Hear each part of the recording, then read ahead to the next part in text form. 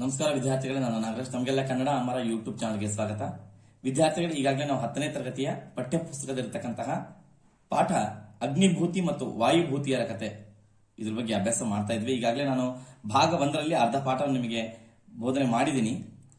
ಅದರಲ್ಲಿ ಆ ಕತೆ ಮತ್ತೆ ಅದರಲ್ಲಿ ಬರ್ತಕ್ಕಂಥ ಪಾತ್ರಗಳು ಅದರ ಬಗ್ಗೆ ನಿಮಗೆ ಪರಿಚಯ ಮಾಡಿಕೊಡ್ತೀನಿ.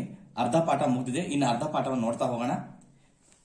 ಇದುವರೆಗೂ ನಾವು ಭಾಗ 1ರಲ್ಲಿ ಸೋಮಶರ್ಮನ ಮಂತ್ರಿಯಾಗಿರ್ತಕ್ಕಂತಹ ಸೋಮಶರ್ಮನ ಮಕ್ಕಳಾದ ವಾಯುಭೂತಿ ಮತ್ತು ಅಗ್ನಿಭೂತಿ ಅವರು ತಾಯಿಯ ಸಲಹೆಯಂತೆ, ಇನ್ನು ಅಗ್ನಿಭೂತಿ ಮತ್ತು ವಾಯುಭೂತಿ ಇರದಾರಲ್ಲ, ಅವರು ತಮ್ಮ ತಾಯಿಯ ಸಲಹೆಯಂತೆ ಅವರ ಸೋದರ ಮಾವನಾದ ಸೂರ್ಯಮಿತ್ರನ ಬಳಿ ವಿದ್ಯೆಯನ್ನ ಕಲಿಯಲಿಕ್ಕೆ ಬರ್ತಾರೆ. ಅಲ್ಲಿವರೆಗೂ ಆಗಿತ್ತು. ಈಗ ಅದರ ಮುಂದಿನ ಭಾಗವನ್ನು ನೋಡ್ತಾ ಹೋಗೋಣ. ಬನ್ನಿ, ನಾನು ಪಠ್ಯಪುಸ್ತಕ ಜೊತೆಗೆ ನಿಮಗೆ ಪಾಠವನ್ನ ಮಾಡ್ತಾ ಇದ್ದೀನಿ. ಈಗ ವಿದ್ಯೆ ಕಲಿಯಲಿಕ್ಕೆ ಬಂದಿದ್ದಾರೆ ಅವರ ಸೋದರ ಮಾವಾಗಿರ್ತಕ್ಕಂಥ ಸೂರ್ಯಮಿತ್ರ. ಆ ಸೂರ್ಯಮಿತ್ರ ಅವರಿಗೆ ವಿದ್ಯೆಯನ್ನು ಹೇಳಿಕೊಡ್ತಾನೆ. ಯಾವ್ಯಾವ ವಿದ್ಯೆಗಳನ್ನು ಹೇಳಿಕೊಡ್ತಾನೆ ನೋಡ್ತಾ ಹೋಗೋಣ. ಸೂರ್ಯಮಿತ್ರನಂ ಅವರನ್ ಇರುಳುಂ ಪಗಲುಂ ನಿರಂತರಂ ನಿರ್ಬಂಧದಿಂದ ಓದಿಸಿ. ಅವರ ಸೋದರ ಮಾವನಾದ ಸೂರ್ಯಮಿತ್ರನು ಅವರನ್ನು ಇರುಳುಂ ಪಗಲುಂ, ಇರುಳು ಮತ್ತೆ ಹಗಲು ಎನ್ನದೆ ನಿರಂತರವಾಗಿ ನಿರ್ಬಂಧದಿಂದ ಅನೇಕ ಕಟ್ಟುಪಾಡುಗಳನ್ನು ಅವರಿಗೆ ಹೇರಿ ಓದಿಸಿ. ದೋ ಇದೆಯಲ್ಲ, ಅಲ್ಲಿ ಓ ಬರುತ್ತೆ, ದೋ ಇದನ್ನ ಓ ಮಾಡ್ಕೋಬೇಕು. ಓದಿಸಿ 7-8 ವರ್ಷದಿಂದೊಳಗೆ 7-8 ವರ್ಷಗಳ ಕಾಲ ಅವರಿಗೆ ಏನೆಲ್ಲ ಹೇಳಿಕೊಡ್ತಾನೆ ವಿದ್ಯೆ ಏನಂದ್ರೆ 4 ವೇದಮು, 4 ವೇದಗಳಾದ ಋಗ್ವೇದ, ಯಜುರ್ವೇದ, ಸಾಮವೇದ, ಅಥರ್ವಣ ವೇದ, ಮತ್ತೆ 6 ಅಂಗಮುಂ, 6 ಅಂಗಗಳಾಗಿರ್ತಕ್ಕಂತಹ ಶಿಕ್ಷ, ಕಲ್ಪ, ವ್ಯಾಕರಣ, ಛಂದಸ್ಸು, ಮತ್ತೆ ನಿರುಕ್ತ, ಜ್ಯೋತಿಷ್ಯ, ಇಂತಹ ವಿದ್ಯೆಗಳನ್ನ, ಮತ್ತೆ 18 ಅಂದ್ರೆ 18 ಪ ಹ ಆಗತ್ತೆ ಸಂಸ್ಕೃತದಲ್ಲಿ ತತ್ಸಮತತ್ವ. 18 ಧರ್ಮಶಾಸ್ತ್ರಗಳು, 18 ಕಟ್ಟುಪಾಡುಗಳನ್ನು ಒಳಗೊಂಡಿರ್ತಕ್ಕಂತಹ ಧರ್ಮಶಾಸ್ತ್ರಗಳನ್ನು, ಮೀಮಾಂಸೆ ಹೇಳ್ಕೊಡ್ತಾನೆ, ನ್ಯಾಯ ವಿಸ್ತರಂ ತರ್ಕಶಾಸ್ತ್ರವನ್ನ, ವ್ಯಾಕರಣವನ್ನ, ಪ್ರಮಾಣವನ್ನ, ಚಂದಂ ಅರ್ಧ ಇದೆಲ್ಲ ಅರ್ಧ ಮಾಡ್ಕೊಂಡು ಆ ತಗೋಬೇಕು, ಅಲಂಕಾರವನ್ನು, ನಿಘಂಟು, ಕಾವ್ಯ ಮತ್ತು ನಾಟಕಗಳನ್ನು, ಅಷ್ಟೇ ಅಲ್ಲದೆ ಚಾಣಕ್ಯಂ ಅಂತ ಹೇಳ್ತಾರೆ. ಇಲ್ಲಿ ಚಾಣಕ್ಯ ಅಂದ್ರೆ ಕೌಟಿಲ್ಯ ಬರೆದಿರ್ತಕ್ಕಂಥ ಅರ್ಥಶಾಸ್ತ್ರವನ್ನ ಅವರಿಗೆ ಬೋಧನೆ ಮಾಡ್ತಾನೆ. ನಂತರ ಸಾಮುದ್ರಿಕಂ ಅಂತ ಹೇಳ್ತಾರೆ. ಸಾಮುದ್ರಿಕ ಅಂತ ಹೇಳಿ ಅಂಗೈ ರೇಖೆ ನೋಡಿ ಭವಿಷ್ಯ ಹೇಳ್ತಕ್ಕಂಥ ಶಾಸ್ತ್ರವನ್ನ ಅವ್ರು ಹೇಳಿಕೊಡ್ತಾನೆ. ಶಾಲಿಹೋತ್ರಂ ಅಂದ್ರೆ ಇಲ್ಲಿ ಶಾಲಿಹೋತ್ರ ಅಂತಕ್ಕಂಥ ಋಷಿಯು ಬರೆದಿರ್ತಕ್ಕಂಥ ಅಶ್ವಶಾಸ್ತ್ರವನ್ನ ಬೋಧನೆ ಮಾಡ್ತಾರೆ. ಪಾಳಕಾಪ್ಯ ಅಂತಕ್ಕಂಥ ಋಷಿ ಬರೆದಿರ್ತಕ್ಕಂಥ ಗಜಶಾಸ್ತ್ರ. ಹಾನಿತಂ ಅಂತಕ್ಕಂಥ ಋಷಿ ಬರೆದಿರ್ತಕ್ಕಂಥ ವೈದ್ಯಶಾಸ್ತ್ರ. ಚರಕಂ ಅಶ್ವಿನಿ ಮತಂ ಅಂದ್ರೆ ಚರಕ ಅಶ್ವಿನಿ ಮತ ಎಂಬ ವೈದ್ಯ ಗ್ರಂಥಗಳನ್ನು ಹೇಳಿಕೊಡ್ತಾನೆ. ಬಾಹಲ ಬರೆದಿರ್ತಕ್ಕಂಥ ವೈದ್ಯಶಾಸ್ತ್ರವನ್ನ. ಸುಶ್ರುತಂ ಅಂತ ಹೇಳಿದ್ರೆ ಇಲ್ಲಿ ಪ್ರಾಚೀನ ಭಾರತದ ಶಸ್ತ್ರ ವೈದ್ಯವನು. ಇವರು ಸುಶ್ರುತ ಸಂಹಿತವೆಂಬ ವೈದ್ಯಶಾಸ್ತ್ರ ಮತ್ತು ಶಸ್ತ್ರಚಿಕಿತ್ಸೆಗೆ ಸಂಬಂಧಿಸಿದ ಗ್ರಂಥವನ್ನ ರಚನೆ ಮಾಡಿರ್ತಾರೆ. ಅದನ್ನು ಸಹ ಅಗ್ನಿಭೂತಿ ಮತ್ತು ವಾಯುಭೂತಿಗೆ ಹೇಳಿಕೊಡ್ತಾನೆ, ಶಿಕ್ಷಣವನ್ನ ನೀಡ್ತಾನೆ. ಅದಾಂತರ ಕ್ಷಾರಪಾನೀಯಂ ಅಂತ ಹೇಳಿದ್ರೆ ಇಲ್ಲಿ ಉಪ್ಪು ಮತ್ತು ಲವಣದ ಪಾನೀಯದ ಬಗ್ಗೆ ಇರತಕ್ಕಂಥ ವೈದ್ಯಶಾಸ್ತ್ರವನ್ನ, ಅದಕ್ಕೆ ಕ್ಷಾರಪಾನೀಯಂ ಅಂತ ಹೇಳ್ತಾರೆ. ಹೀಗೆ ಮೊದಲಾದ ನರ ವೈದ್ಯಗಳು, ಅನೇಕ ವೈದ್ಯಶಾಸ್ತ್ರಗಳನ್ನ, ಜ್ಯೋತಿಷ್ಯವನ್ನ, ಮಂತ್ರವಾದವನ್ನು ಮೊದಲಾಗೊಡೆಯ ಶಾಸ್ತ್ರಗಳೆಲ್ಲಮಂ ಎಲ್ಲಾ ಶಾಸ್ತ್ರಗಳನ್ನು ನೆರೆಯೇ ಕಲ್ಪಿಸಿ ಪೂರ್ತಿಯಾಗಿ ಹೇಳಿಕೊಟ್ಟು ಅವರನ್ನು ಯೋಗ್ಯರನ್ನಾಗಿ ಮಾಡಿದ್ದಕ್ಕಾಗಿ ನಿಮ್ಮ ಪ್ರಸಾದದಿಂದ, ನೀವು ಹೇಳಿಕೊಟ್ಟ ಶಿಕ್ಷಣದಿಂದ, ಪ್ರಸಾದದಿಂದ ಇದೆಯಲ್ಲ ತಗೋಬೇಕಿಲ್ಲಿ. ಎಲ್ಲಾ ಶಾಸ್ತ್ರಗಳನ್ನು ಕಲ್ತು ಪಂಡಿತರಂ ಮಾ ಇದೆಲ್ಲ ತಗೋಬೇಕು. ಆದೆಂ ನಾವು ಪಂಡಿತರ ಆಗಿದ್ದೇವೆ. ಪಂಡಿತರಂ ಆದೆಂ ಮೇ ಇದೆಲ್ಲ ತಗೋಬೇಕು. ಎಂದು ದಾ ಇದೆ ತಗೋಬೇಕು. ಆದಮಾನುಂ ವಿಶೇಷವಾದ, ಬಹಳ ಅಂತ ಅರ್ಥ ಇದೆ. ಆದಮಾನುಂ ಅಂದ್ರೆ ಆದಮಾನುಂ ವಸೆದುಂ ಅಂತ ಹೇಳ್ತಾರೆ. ಆದಮಾನುಂ ವಸೆದುಂ ಅಂದ್ರೆ ವಿಶೇಷವಾದ ಸಂತೋಷವನ್ನ ಒಸೆದುಂ ಅಂದ್ರೆ ವ್ಯಕ್ತಪಡಿಸಿದನು. ಇನ್ನ ಎಮ್ಮ ನಾಳ್ಗೆ ಪೋದಪೆಂ, ಅವರಿಬ್ರು ವಿಶೇಷವಾದ ಸಂತೋಷವನ್ನ ವ್ಯಕ್ತಪಡಿಸ್ತಾರೆ ಸೋದರ ಮಾವನಿಗೆ. ಹಂಗ ಹೇಳ್ಬಿಟ್ಟು ಅವ್ರು ಹೇಳ್ತಾರೆ, ಇನ್ನು ಎಮ್ಮ ನಾಳ್ಗೆ ಪೋದಪೆಂ, ಇನ್ನ ಮೇಲೆ ನಾವು ನಮ್ಮ ನಾಡಿಗೆ ಹೋಗುವೆವು ಅಂತ ಹೇಳಿ ಸೋದರ ಮಾವನಿಗೆ ಹೇಳ್ತಾರೆ. ಎಲ್ಲಾ ಶಿಕ್ಷಣವನ್ನ ಕಲ್ತ ಆದ್ಮೇಲೆ ನಾಳ್ಗೆ ಪೋದಪೆಂ ಎಂದು ಹೋಗುತ್ತೇವೆ ಎಂದು ಅವರ ಅನುಮತಿಯನ್ನು ಪಡೆದು, ಸೋದರ ಮಾವನಾದ ಸೂರ್ಯಮಿತ್ರ ಅನುಮತಿಯನ್ನು ಪಡೆದು ಎಂದು ದೋ ಇದೆಲ್ಲ ಓ ತಗೋಬೇಕು. ಓಜರ್ಗೆ ಗೆ ಇದೆಲ್ಲ ಎ ತಗೋಬೇಕು. ಎರಗಿ ತಮ್ಮ ಉಪಾಧ್ಯಾಯನಾದ ಸೂರ್ಯಮಿತ್ರನಿಗೆ ಎರಗಿ ಸಾಷ್ಟಾಂಗ ನಮಸ್ಕಾರವನ್ನ ಮಾಡಿ ಪೊಡೆವಟ್ಟು ನಮಸ್ಕರಿಸಿ ಬೀಳ್ಕೊಡ್ಲಿಕ್ಕೆ ಹೊರಡ್ತಾರೆ. ಅಂದ್ರೆ ಅಲ್ಲಿಂದ ಹೊರಡ್ಲಿಕ್ಕೆ ಪ್ರಾರಂಭ ಮಾಡ್ತಾರೆ. ಡಾ ಇದೆಲ್ಲ ಆ ತಗೋಬೇಕು. ಆಗ ಓಜರ್ ಎಂದರ್, ಸೂರ್ಯಮಿತ್ರನು ಅವರ ಉಪಾಧ್ಯಾಯನಾದ ಗುರುಗಳಾದ ಸೋದರ ಮಾವನಾದ ಸೂರ್ಯಮಿತ್ರನು ಎಂದರ್ ಹೀಗೆ ಹೇಳ್ತಾನೆ ಅವರಿಬ್ಬರನ್ನ ಕುರಿತು. ಏನಂತ, ಇದುವರೆಗೂ ಸೋದರ ಮಾವ ಅಂತ ಹೇಳ್ಕೊಂಡಿರ್ಲಿಲ್ಲ ಅವನು. ಯಾಕಂದ್ರೆ ಎಲ್ಲಿ ಮತ್ತೆ ಹಾಳಾಗ್ಬಿಡ್ತಾರೋ ವಿದ್ಯೆಯನ್ನೇ ಕಲಿಯಿಲ್ಲ ಅಂತ ಹೇಳ್ಬಿಟ್ಟು ಈಗ ಹೇಳ್ತಾನೆ, ನಿಜ ಹೇಳ್ತಾನೆ ಅವ್ರಿಗೆ. ನೀವು ಮೇದ ತಗೊಳ್ಳಿ, ಎಮ್ಮ ತಂಗೆಯ ಮಕ್ಕಳಿರ್, ನೀವು ನಿಜವಾಗ್ಲೂ ನನ್ನ ತಂಗಿಯ ಮಕ್ಕಳಾಗಿದ್ದೀರಾ. ಸೋದರಳಿಯಂದಿರ್, ನೀವು ಅಪ್ಪಿರ್, ಸೋದರಳಿಯಂದಿರ್ ಇದೆಲ್ಲ ಆ ತಗೋಬೇಕು. ಅಪ್ಪಿರ್ ಸೋದರಳಿಯಂದಿರು ಆಗಿದ್ದೀರಾ. ನಿಮಗೆ ಗಾ ಇದೆ ಆ ತಗೋಬೇಕು. ನಿಮಗೆ ನಾನು ಪಸರಂಗೊಟ್ಟೆನ್ ಇಲ್ಲ, ಏಕೆ ಎಂದೊಡೆ, ನಾನು ನಿಮಗೆ ಸಲಿಗೆಯನ್ನು, ಪಸರಂಗೊಟ್ಟೆನ್ ಇಲ್ಲ ಅಂದ್ರೆ ಸಲಿಗೆಯನ್ನು ಕೊಟ್ಟೆನ್ ಇಲ್ಲ, ಕೊಡಲಿಲ್ಲ. ಲೇ ಏ ತಗೋಬೇಕು. ಏಕೆ ಎಂದೊಡೆ, ಏಕೆಂದರೆ ಮುನ್ನಿನಂತೆ ಈ ಮುಂಚೆ ನೀವು ತಂದೆಯಲ್ಲಿ ಉರ್ಕಿ, ತಂದೆಯ ಸಲಿಗೆಯನ್ನು, ನಿಮ್ ತಂದೆ ಸಲಿಗೆಯನ್ನ ಕೊಟ್ಟಿದ್ರೆ ಅದನ್ನ ಉರ್ಕಿ ಅಂದ್ರೆ ಗರ್ವದಿಂದ, ಸೊಕ್ಕಿನಿಂದ ಕೆಟ್ಟಂತಿರಿ, ಕೆಟ್ಟು ಹೋಗ್ಬಿಟ್ಟಿದ್ರಿ. ನಿಮ್ ತಂದೆ ನಿಮಗೆ ಸಲಿಗೆ ಕೊಟ್ಟಿದ್ರು, ಆದ್ದರಿಂದ ನೀವು ಕೆಟ್ಟು ಹೋಗಿದ್ರಿ.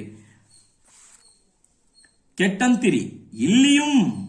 ಇಲ್ಲಿಯೂ ಸಹ ಎತ್ತ ಆನೂ ಉರ್ಕಿ, ನಾನು ನಿಮಗೆ ಸಲಿಗೆಯನ್ನ ಕೊಟ್ಟಿದ್ದರೆ, ಅವರಂತೆ ನಾನೂ ಸಹ ನಿಮಗೆ ಸಲಿಗೆಯನ್ನ ಕೊಟ್ಟಿದ್ದರೆ ಉರ್ಕಿ ಸೊಕ್ಕಿನಿಂದ ಕೆಡುವಿರಿ, ಕೆಟ್ಟು ಹೋಗ್ತಿದ್ರಿ.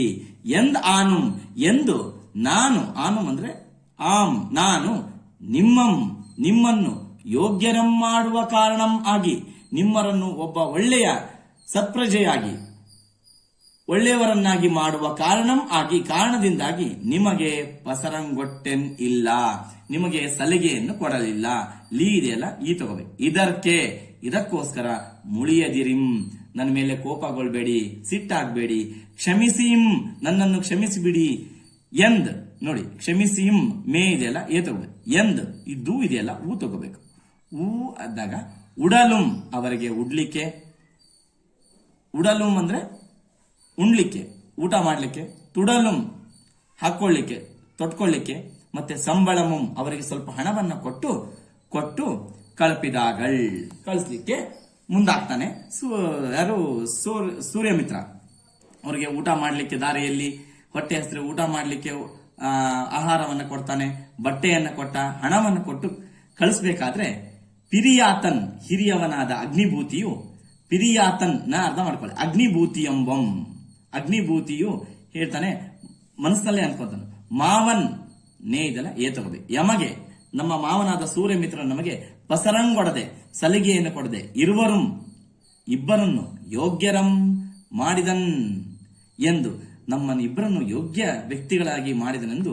ದೂ ಇದೆಯಲ್ಲ, ದೂ ಒಳಗೆ ಹೂ ಇದೆ ನೋಡಿ, ಉಪಕಾರಂ, ಅವನು ಬಹಳ ಉಪಕಾರ ಮಾಡಿದಾನೆ ಅಂತ ಹೇಳಿ ಮನದೆ ಬಗೆದ್ ಆದುಮಾನಂ ಸಂತೋಷಪಟ್ಟಂ, ಮನಸ್ಸಿನಲ್ಲಿ ಬಹಳ ಖುಷಿಪಟ್ಟು, ಆದುಮಾನಂ ಅಂತ ಹೇಳಿದ್ರೆ ಬಹಳ ವಿಶೇಷವಾದ ಸಂತೋಷವನ್ನ ವ್ಯಕ್ತಪಡಿಸ್ತಾನೆ ಮನಸ್ಸಿನಲ್ಲೇ.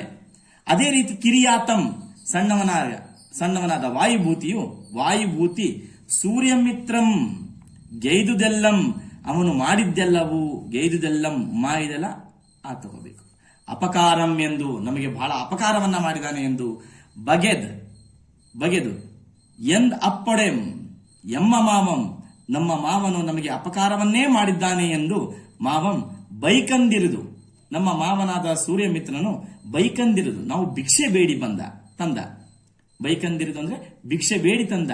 ಕೂಳ್ಗೆ ಅನ್ನಕ್ಕೆ, ನೆರಂ ಎಣ್ಣೆಯನ್ ಸ್ವಲ್ಪವೂ ಎಣ್ಣೆಯನ್ನು, ಅಕ್ಕು ಉಪ್ಪನಕ್ಕೆ ಸ್ವಲ್ಪವೂ ಉಪ್ಪನ್ನೂ ಸಹ, ಕರಿಯನಕ್ಕೆ ಮಜ್ಜಿಗೆಯನ್ನು, ಸ್ವಲ್ಪ ಎಣ್ಣೆಯನ್ನು, ಉಪ್ಪನ್ನು, ಮಜ್ಜಿಗೆಯನ್ನು, ಎಂದ್ ಅಪ್ಪೊಡೆ ಮಿಕ್ಕಿಯುಂ ಉಳಿದಿರ್ತಕ್ಕಂತಹ ಅದು ಉಳಿದಿರ್ತಕ್ಕಂಥ ಮಜ್ಜಿಗೆಯನ್ನು ನಮಗೆ ಕೊಡದೆ ಮಿಕ್ಕಿಯುಂ ಎಳೆಯಿಸಿಯುಂ ಸುರಿಯಲಿಲ್ಲ, ಮಜ್ಜಿಗೆಯನ್ನು ಸುರಿಯಲಿಲ್ಲ ಅಂದ್ರೆ ಮಜ್ಜಿಗೆಯನ್ನು ಕೊಡಲಿಲ್ಲ, ಅರಿಯಂ ಹಾಕಲಿಲ್ಲ, ಮಜ್ಜಿಗೆಯನ್ನು ಸುರಿಯದೆ ಹಾಗೆಯೇ ಬಿಟ್ಟನು, ಸುರಿಯದೆ ನಮಗೆ ಕೊಡಲಿಲ್ಲ ಅಂತ ಅರ್ಥ. ಇಲ್ಲಿ ಅರಿಯಂ ಅಂದ್ರೆ ಕೊಡದೆ ಹೋದನು, ನಮಗೆ ಉಪ್ಪನ್ನು ಕೊಡಲಿಲ್ಲ, ಎಣ್ಣೆಯನ್ನು ಕೊಡಲಿಲ್ಲ, ಮಜ್ಜಿಗೆಯನ್ನು ಕೊಡ್ತಾ ಇರಲಿಲ್ಲ. ಉಳಿದಿರ್ತಕ್ಕಂಥ ಮಜ್ಜಿಗೆಯನ್ನು ಅವನು ಇಲ್ಲಿ ಹೇಳ್ತಾರೆ ಎಸೆಯುಂ ಅಂತ ಹೇಳಿದ್ರೆ ಎಳಸಿಯುಂ ಅಂತಂದ್ರೆ ಸರಿ, ಎಳಸಿಯುಂ ಅಂದ್ರೆ ಅವನು ನಮಗೆ ಸುರಿಯಲಿಲ್ಲ, ಅರಿಯಂ ಕೊಡಲಿಲ್ಲ. ಅದೇ ರೀತಿ ಕೆರೆಗೆ ಹೋಗಿ, ನಾವು ಕೆರೆಗೆ ಹೋಗಿ, ಕೆರೆಗೆ ಮೀವಾಗಳ್ ಸ್ನಾನ ಮಾಡಿ ಬಂದ ನಂತರ ತಲೆಯಂ ಪೂಸಲ್ ತಲೆಗೆ ಹಚ್ಚಲು, ಪೂಸಲ್ ಅಂದ್ರೆ ಹಚ್ಚಲು, ಎಣ್ಣೆಯನ್ ಅಪ್ಪೊಡೆಂ ಎಣ್ಣೆಯನ್ನೂ ಸಹ ಬೇಡಿದಾಗ ಎಳೆಯಿಸಿಯುಂ ಅರಿಯಂ ಅದನ್ನೂ ಸಹ ನಮಗೆ ಸ್ವಲ್ಪ ಎಣ್ಣೆಯನ್ನೂ ಸುರಿಯಲಿಲ್ಲ ಅಥವಾ ಹಾಕಲಿಲ್ಲ, ಕೊಡಲಿಲ್ಲ. ಆದರೆ ಆತನು ತಾನು ಮಾತ್ರ, ಯಾರು ಸೂರ್ಯಮಿತ್ರ ನಮ್ಮ ಮಾಮ ಮಾತ್ರ ದಿವ್ಯಂ ಅಪ್ಪ ಆಹಾರಂಗಳಂ ಬಹಳ ಮೃಷ್ಟಾನ್ನ ಭೋಜನವನ್ನು, ಬಹಳ ಶ್ರೇಷ್ಠವಾದ ಆಹಾರವನ್ನು ದಿವಸಕ್ಕೂ ಪ್ರತಿದಿನವೂ ಪಲಂಬರ್ ಹಲವಾರು ಅಥವಾ ಹಲವರು ನೆಂಟರೊಂದಿಗೆ ಆಳುಗಳು ತನ್ನ ಆಳುಗಳೊಂದಿಗೆ ಸೇವಕರೊಂದಿಗೆ ಬೆರಸು ಕೂಡಿಕೊಂಡು ಉಣ್ಗುಂ ತಾನು ಮಾತ್ರ ಊಟ ಮಾಡ್ತಿದ್ದ, ತನ್ನ ನೆಂಟಸ್ಥಿಕರೊಂದಿಗೆ ಸಂಬಂಧಿಕರೊಂದಿಗೆ ಸೇವಕರೊಂದಿಗೆ ಅಥವಾ ಆಳುಗಳೊಂದಿಗೆ ತಾನು ಮಾತ್ರ ಒಳ್ಳೊಳ್ಳೆ ಆಹಾರವನ್ನ ಇಲ್ಲಿ ಹೇಳ್ತಾರೆ. ದಿವ್ಯಂ ಅಪ್ಪ ಆಹಾರಂಗಳಂ ಬಹಳ ಉತ್ತಮವಾದ ಆಹಾರವನ್ನ, ರುಚಿಯಾದ ಆಹಾರವನ್ನ ದಿವಸಕ್ಕಂ ಪ್ರತಿದಿನವೂ ಸಹ ಪಲಂಬರ್ ಅಂದ್ರೆ ಹಲವಾರು ನೆಂಟರೊಂದಿಗೆ ಆಳುಗಳೊಂದಿಗೆ ಬೆರಸು ಕೂಡಿಕೊಂಡು ಉಣ್ಗುಂ ಊಟ ಮಾಡುತ್ತಿದ್ದನು. ಪರ್ವ ದಿವಸದೊಳ್, ಪರ್ವ ಅಂದ್ರೆ ಹಬ್ಬ, ಹಬ್ಬದ ದಿವಸದಲ್ಲಿಯೂ ಸಹ ಅಪ್ಪೊಡೆಂ ಎಂದ ಆನುಂ, ನಾವು ಹಬ್ಬದ ದಿನ ಕೇಳಿದಾಗಲೂ ಸಹ ಆನುಂ ನಮಗೆ ಇರುವರ್ಗೂ ಇಬ್ಬರಿಗೂ ಸಹ ನನಗೂ ಮತ್ತು ನನ್ನ ಅಣ್ಣನಿಗೂ ಉಣ್ಣಲಿಕ್ಕೆ ಕೊಡ್ತಾ ಇರಲಿಲ್ಲ, ಊಟ ಮಾಡಕ್ಕೆ ಕೊಡ್ತಿರ್ಲಿಲ್ಲ. ಎಂದರಿಯಂ ನಮಗೆ ನೀಡುತ್ತಿರಲಿಲ್ಲ, ಅರಿಯಂ ಅಂದ್ರೆ ಕೊಡ್ಲಿಲ್ಲ ಅಂತ ಅರ್ಥ. ಇಲ್ಲಿ ಆತನು ಪಂಚಮಹಾಪಾತಕನ್, ಆತನು ನಮಗೆ ಪಂಚಮಹಾಪಾತಕನಾಗಿದ್ದಾನೆ ಅಂದ್ರೆ ನಮಗೆ ಮೋಸವನ್ನೇ ಮಾಡಿದ್ದಾನೆ. ಪಂಚ ಅಂತ ಹೇಳಿದ್ರೆ ನನ್ನ ಮಟ್ಟಿಗೆ ಇಲ್ಲಿ 5 ಅಂತ ಹೇಳ್ತೀವಲ್ಲ, 5 ಅವರು ಈ ಪಾಠದಲ್ಲಿ ಹೇಳಿರ್ತಕ್ಕಂಥದ್ದು, ಒಂದು ಎಣ್ಣೆಯನ್ನ ಹಾಕ್ತಿರ್ಲಿಲ್ಲ ಊಟಕ್ಕೆ, ಉಪ್ಪನ್ನ ಹಾಕ್ತಿರ್ಲಿಲ್ಲ, ಮಜ್ಜಿಗೆಯನ್ನ ಕೊಡ್ಲಿಲ್ಲ, ಕೆರೆಗೆ ಹೋದಾಗ ತಲೆಗೆ ಎಣ್ಣೆ ಹಚ್ಚಲಿಲ್ಲ, ಮತ್ತೆ ಉತ್ತಮ ಆಹಾರವನ್ನ ಕೊಡ್ತಿರ್ಲಿಲ್ಲ ಅಂತ ಹೇಳಿದಾನೆ. ಆ 5 ಕಾರಣವನ್ನ ಇಟ್ಕೊಂಡಿದ್ದಕ್ಕೆ ಈ ರೀತಿ ಹೇಳ್ಬಹುದು ಅಂತ ನನ್ನ ಅನಿಸಿಕೆ. ಪಂಚಮಹಾಪಾತಕನ್, ಅವನು ನಮಗೆ ಮೋಸ ಮಾಡಿದ್ದಾನೆ. ಪಂಚಮಹಾಪಾತಕನ್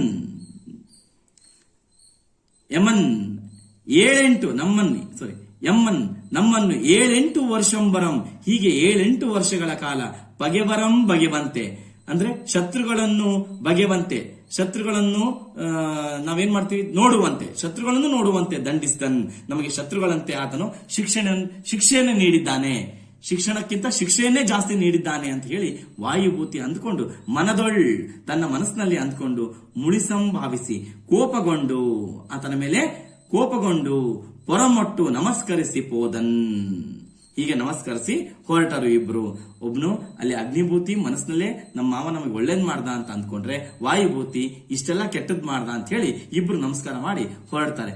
ಅಂತಿರ್ವರುಂ, ಹೀಗೆ ಇಬ್ಬರು ಹೋಗಿ ಹೊರಟು ಕತಿಪಯ ದಿವಸಗಳಿಂ, ಹಲವಾರು ದಿವಸಗಳ ನಂತರ ಕೌಶಂಬಿಯನ್ ಎಯ್ದು, ಕೌಶಂಬಿ ಎಂಬ ಪಟ್ಟಣಕ್ಕೆ ಬಂದು ತಲುಪಿ ತಮ್ಮ ಮನೆಯಂ ಪೊಕ್ಕು, ತಮ್ಮ ಮನೆಗೆ ಬಂದು ತಾಯಂ ಕಂಡು ತುಳಲ್ಗೆಯ್ದು, ತಮ್ಮ ತಾಯಿಯಾದ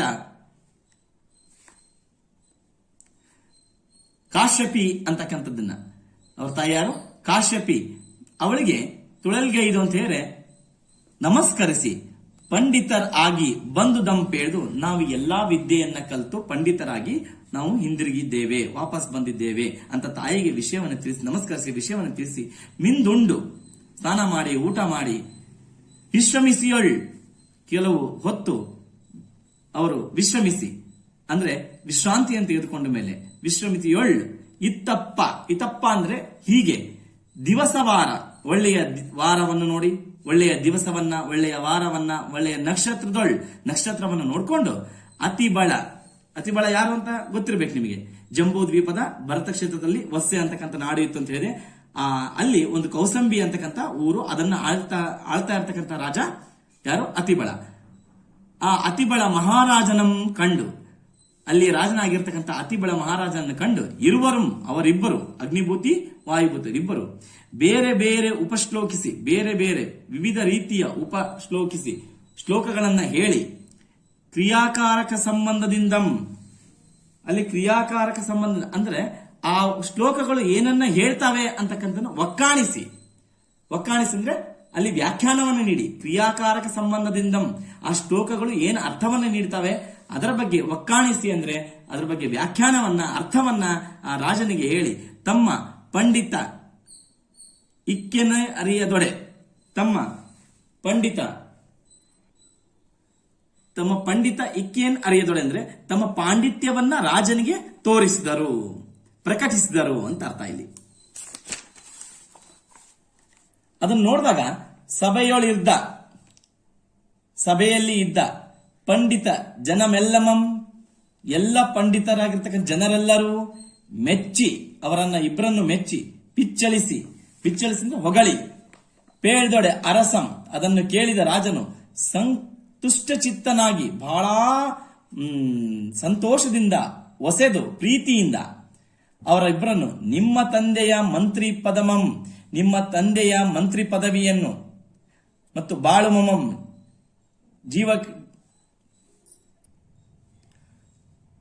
ಬಾಳುಮಂ ಅಂದ್ರೆ ನಿಮ್ಮ ಜೀವನೋಪಾಯವನ್ನ, ನಿಮ್ಮ ತಂದೆಯ ಮಂತ್ರಿ ಪದವಿಯನ್ನು ಮತ್ತು ಜೀವನೋಪಾಯವನ್ನು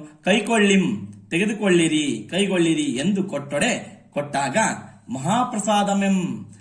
ಮಹಾಪ್ರಸಾದವೆಂದು ಅವರಿಬ್ಬರು ಎರಗಿ ನೋಡಿ, ಮಹಾಪ್ರಸಾದಂ ಎಂದೆರಗಿ ಎಂದು ರಾಜನಿಂದ ತೆಗೆದುಕೊಂಡು ಆತನಿಗೆ ಎರಗಿ ಸಾಷ್ಟಾಂಗ ನಮಸ್ಕಾರವನ್ನು ಮಾಡಿ ಪೊಡೆವಟ್ಟು ನಮಸ್ಕರಿಸಿ ಕೈಕೊಂಡು ಅದನ್ನು ಪದವಿಯನ್ನು ಕೈಗೊಂಡು ಸುಖದಿಂದ ಬಾಳುತ್ತಾ ಪಲಂಬರ್ ಹಲವಾರು ಪಂಡಿತರಿಗೆ ಓದುಗಳಂ, ಅವರಿಗೆ ಪಂಡಿತರಿಗೆ ಓದಿಸ್ತಾ ಇದ್ರು, ಇರಲ್ಲ ವಿದ್ಯೆಯನ್ನ ನೀಡಲಿಕ್ಕೆ ಪ್ರಾರಂಭ ಮಾಡಿದ್ರು, ಪಂಡಿತರಿಗೆ ವಿದ್ಯೆಯನ್ನು ನೀಡತಕ್ಕಂಥದ್ದು.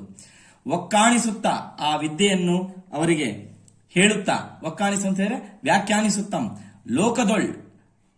ಅರ್ಥ ಮಾಡ್ಕೊಳ್ಳಿ, ಅರಮನೆಯೊಳ್, ಲೋಕದಲ್ಲಿ ಮತ್ತು ಸಮಾಜದಲ್ಲಿ, ಜಗತ್ನಲ್ಲಿ, ಅರಮನೆಯಲ್ಲಿ ಪೂಜ್ಯರಾಗಿ, ಒಳ್ಳೆಯವರಾಗಿ, ಸುಖ ಸಂಕಾಂತ ನೋಡಿ, ಸಂಕತ ಅಂತ ಹೇಳ್ತಾರೆ, ಸುಖ ಸಂಕತ, ಸುಖದಿಂದ ವಿನೋದದಿಂದ ಸಂತೋಷರಾಗಿ ಕಾಲವನ್ನು ಕಳೆಯುತ್ತಿದ್ದರು.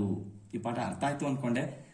ಒಂದೊಂದೇ ಪದವನ್ನ ನಿಧಾನ ಓದಿದ್ರೆ ಅರ್ಥ ಆಗತ್ತೆ, ಸುಲಭ ಆಗತ್ತೆ ಅನ್ಕೊಂಡಿದೀನಿ. ಆದಷ್ಟು ಬೇಗ ಈ ಪ್ರಶ್ನೆ ಉತ್ತರಗಳನ್ನ ಹಾಕ್ತಕ್ಕಂಥ ಪ್ರಯತ್ನವನ್ನು ಮಾಡ್ತೀನಿ. ನಮಸ್ಕಾರ.